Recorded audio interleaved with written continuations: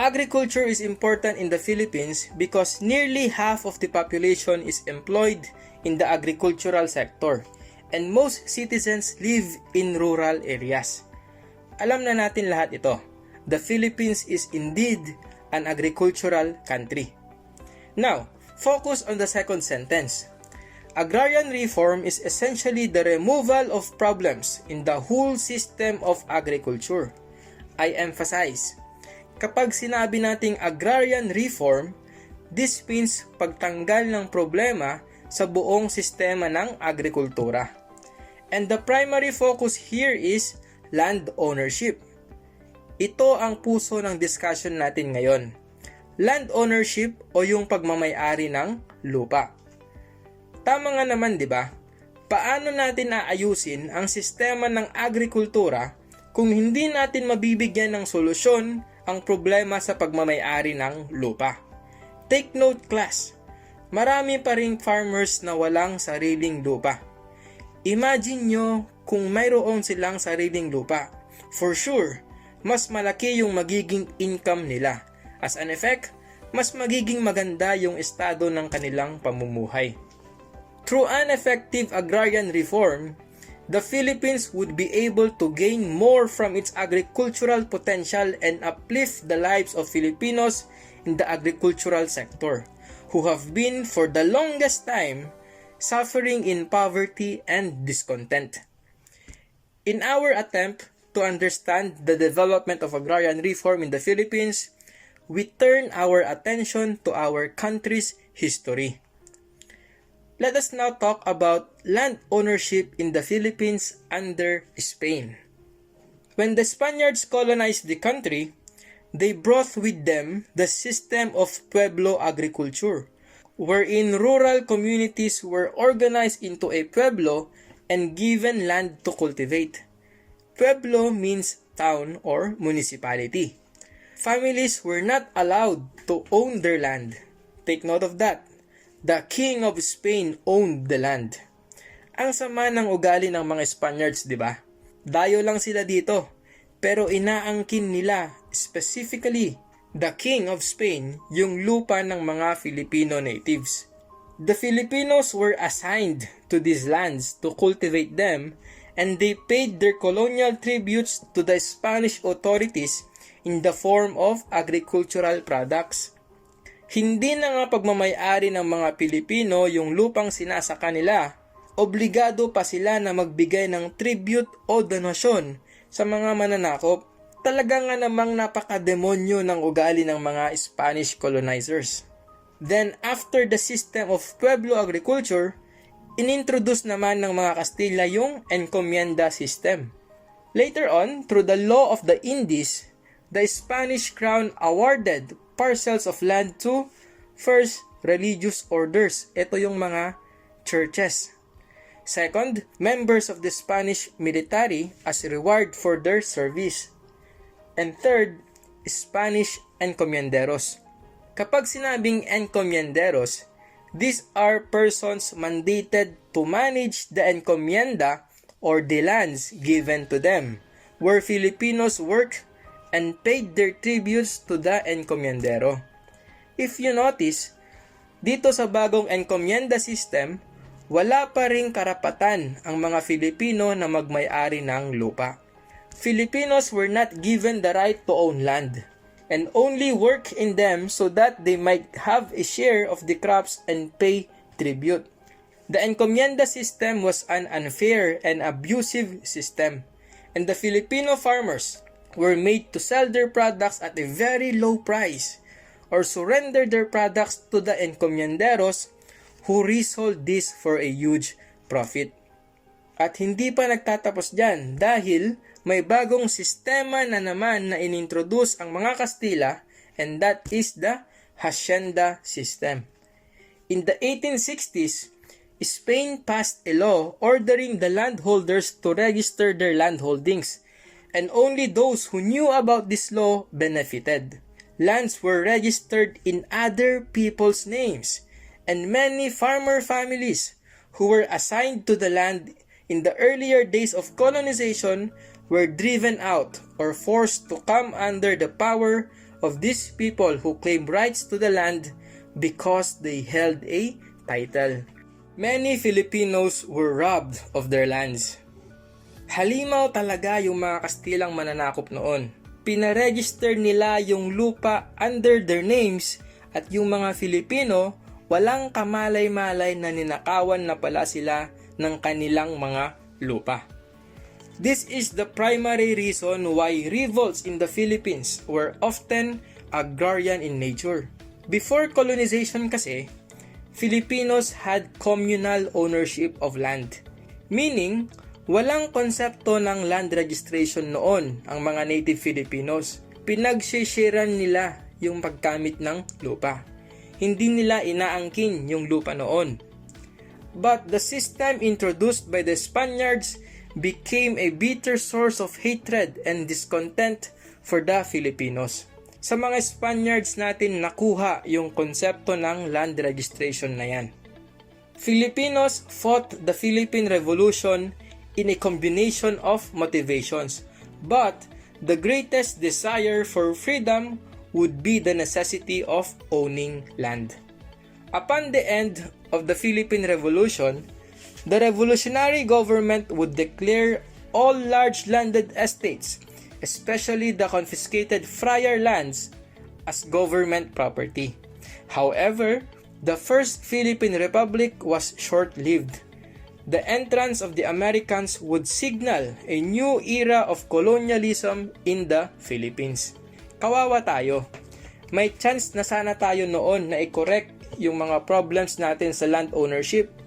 Pero yung chance na yon biglang nawala kasi mayroon na namang dumating na ibang mananakop. And those were the Americans. Kaya ang sunod natin na pag-uusapan ay yung land ownership in the Philippines under the Americans. The Americans were aware that the main cause of social unrest in the Philippines was landlessness o kawalan ng lupa. And they attempted to put an end to the bad conditions of the landless farmers by passing several land policies to distribute land ownership to a bigger number of Filipino farmers. However, land ownership did not improve during the American period. In fact, it even worsened because there was no limit to the size of land holdings people could possess, and the accessibility of possession was limited to those who could afford to buy, register, and acquire land titles. Imbes na magbigay ng solusyon ang mga Amerikano, mas pinalala pa nila ang problema sa land ownership. Not all friar lands acquired by the Americans were given to landless farmers. Some lands were sold or leased to American and Filipino businesses. Ito ang masaklap. Hindi na lang yung mga mananakop ang nag-aangkin ng mga lupa, pati mga mayayaman na Filipino ay kabilang na rin sa mga sakim sa pag-aari ng lupa. Kawawa yung mga simpleng farmers na walang sariling lupa. This early land reform program was also implemented without support mechanisms. If a landless farmer received land, he only received land. Nothing more. There was no additional government support. May mga ibang farmers na nabigyan ng lupa, pero after that, wala nang ibang tulong na binigay ang gobyerno sa kanila. Walang support mechanisms eh. As a result, wealthy Filipino hacienderos purchased or forcefully took over the lands from farmers who could not afford to pay their debts. Pinangbayad na nila ng utang nila yung lupa. Kawawa naman sila. And again, another disaster happened. At natigil na naman yung paghahanap ng solusyon sa land ownership problems. World War II put a halt to all interventions to solve these problems as the Japanese occupied the country. Next, mag-fast forward tayo. Let us now talk about the post-war interventions toward agrarian reform.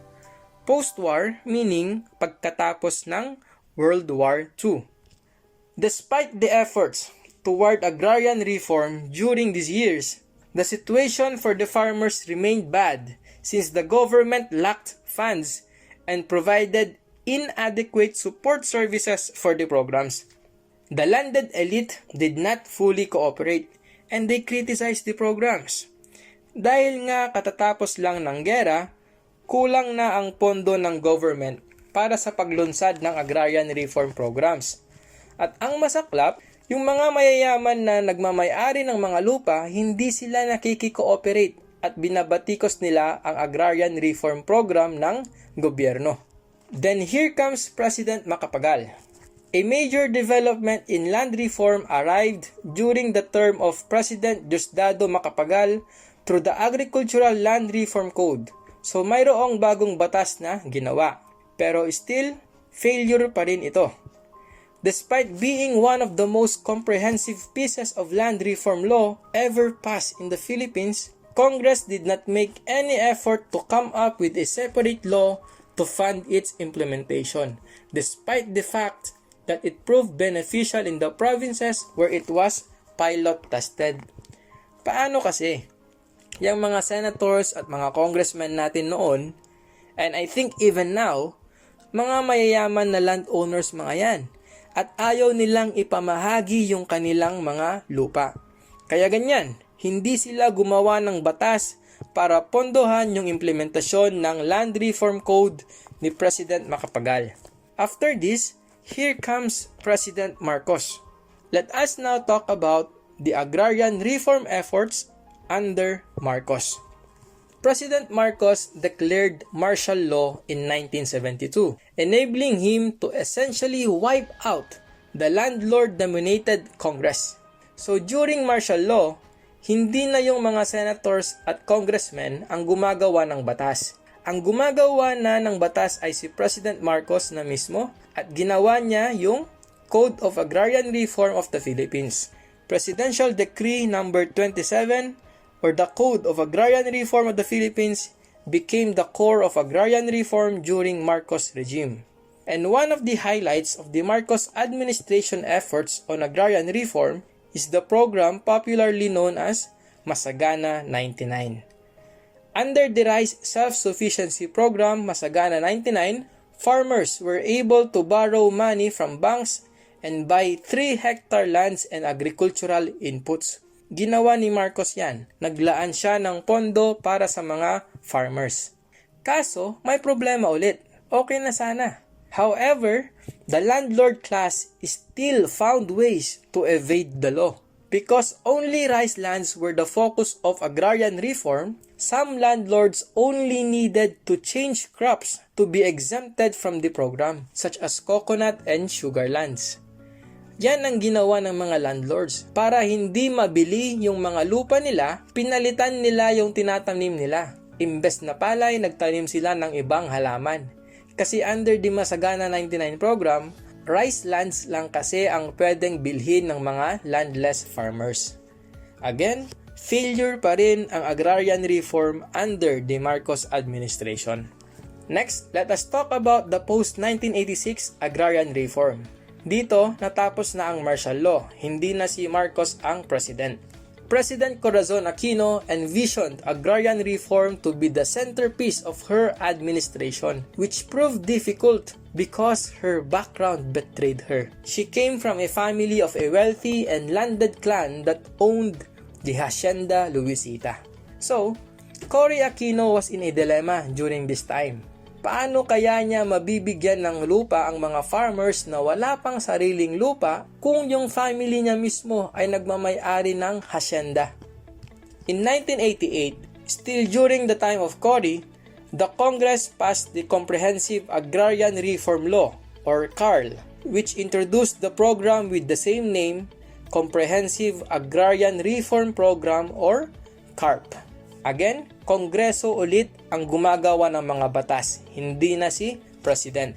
The Comprehensive Agrarian Reform Program enabled the redistribution of agricultural lands to tenant farmers from landowners who were paid in exchange by the government through just compensation and allowed them to retain not more than 5 hectares. So dito sa CARP, ang ginagawa ng government ay binibili niya yung agricultural land ng mga landowners. At ang pwedeng matira na lang na lupa ng landowner ay hindi dapat lalagpas sa 5 hectares. Pagkatapos bilhin ng government yung lupa, ibibigay na ng government yung lupa sa mga farmers na wala pang sariling lupa. Pero ito yung negative part. Corporate landowners were, however, allowed under the law to voluntarily give a portion of their capital stock to their farmer workers instead of turning over their land to the government. Yung mga malalaking businesses na may sariling lupa, imbes na ibigay nila yung lupa sa mga landless farmers, mayroon silang option na bigyan na lang ng share yung mga landless farmers doon sa funds ng business. For me, useless yan. Kasi walang freedom yung farmer sa kung anong pwede niyang gawin doon sa lupa. Better sana na ibigay na lang yung lupa sa kanila. So still, failure pa rin yung efforts ng Cory administration. CARP accomplished very little during the administration of Aquino. It only accomplished 20% of land distribution in 6 years because Congress, dominated by the landed elite, was unwilling to fund the high compensation cost of the program. Eto na naman, history repeats itself talaga. Yung mga nakaupong senators at congressmen, ayaw na naman nilang gumawa ng batas para pondohan yung Agrarian Reform Program na CARP. At heto pa, the CARP was also filled with controversy since Aquino seemingly bowed down to the pressure of her relatives by allowing the stock redistribution option. Hacienda Luisita reorganized itself into a corporation and distributed stocks to the farmers instead of distributing the land to them. Ang saklap ng pangyayari na ito. Para hindi tuluyang mabigay yung Hacienda Luisita sa mga landless farmers, kinonvert ng Cojuangco family yung Hacienda Luisita into a corporation. Kaya imbes na ibigay mismo yung lupa sa mga farmers, binigyan na lang sila ng pera bilang share nila doon sa funds ng corporation. Kaya tuloy, nagmamakaawa yung mga farmers. Sana ibigay pa rin yung lupa sa kanila. Hindi yan nasolusyonan ni President Cory Aquino. Hindi niya kinalaban yung mga relatives niya. Next, under the term of President Ramos, CARP implementation was speeded in order to meet the 10-year time frame. By 1996, the Department of Agrarian Reform distributed only 58% of the total area target to be covered by the program. To address the lack of funding and the limited time for the implementation of CARP, Ramos signed a law to extend the program to another 10 years. Again and again, lack of funding pa rin ang problema. Kaya in-extend na naman yung CARP for another 10 years. I guess it is time to conclude this lecture. So, conclusion, CARPER and the future of agrarian reform in the Philippines. The new deadline of CARP expired in 2008, leaving 1.6 million hectares of agricultural land still not distributed to farmers. In 2009, President Arroyo signed the Comprehensive Agrarian Reform Program Extension with Reforms, or CARPER, that extended the deadline to 5 more years. From 2009 to 2014, CARPER has distributed a total of 1 million hectares of land to 900,000 farmer beneficiaries. After 27 years of land reform and 2 Aquino administrations, 500,000 hectares of lands remain undistributed. Still, as of today, hindi pa rin po nakakamit yung agrarian reform na pinapangarap ng sambayanang Pilipino. And again and again and again, the same problems have stopped the success of the implementation of agrarian reform. First, the powerful landed elite, and second, the ineffective politicians of the Philippine government. Until these two problems are solved, an effective agrarian reform in the Philippines remains but a dream to Filipino farmers who have been fighting for the right to land ownership for many years. So class, remember that since the time of the Spaniards and up to this day, land ownership remains a problem here in the Philippines. So what can we do to solve this problem on agrarian reform? For me, the best thing that we can do is that we should use our votes wisely during the elections for government positions. Kilatisin natin yung mga iboboto natin. Piliin natin yung alam natin na mayroong concern sa mga magsasaka. Kahit yan lang class ang gawin natin, malaking contribution na yan. We now reach the end of this video lecture for our last topic. Thank you so much class for listening. Study well and stay safe always.